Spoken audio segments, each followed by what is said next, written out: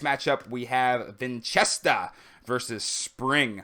I don't know too much about either player. I know Spring's got a channel. He does some RM here and there. He obviously played well against Wrath in the first round. I know literally nothing about Vinchester. Kellen, educate me, please. Vinchester, he has a checkered past. Bless you, Tommy. Thank you. He has a checkered past in the DM community. Back in DM World Cup 1, actually prior to DM World Cup 1, he was like a big rising player in the RM scene. He even beat Viper in the finals of the RM 1v1 tournament back then. Very young player.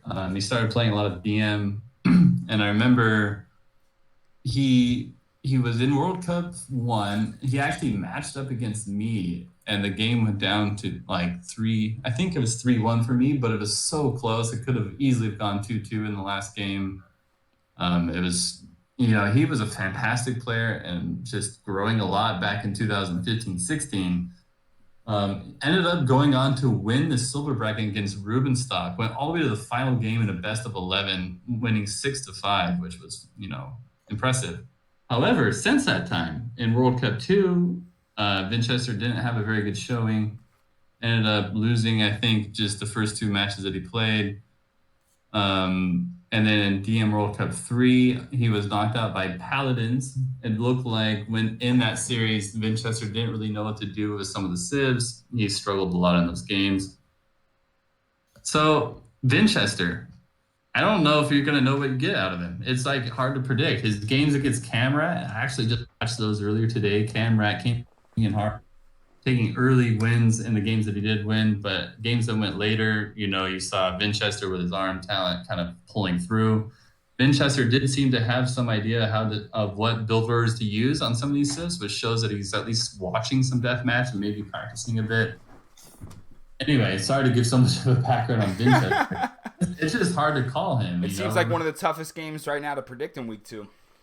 I think when it came to even just seeding him, it was really hard. You could have put him at 40 or you could have put him at 15. It's just, he's a difficult person to seed.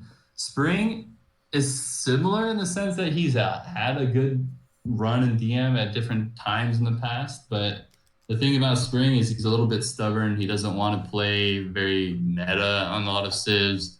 He'll just joke around about why would you play that map?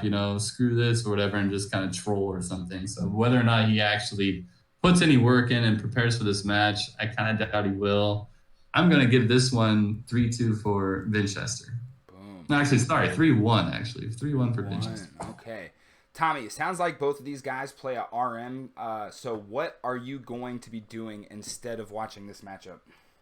Right. I have to abstain from predicting this series because I've betted this to be one of the worst watch TVs ever.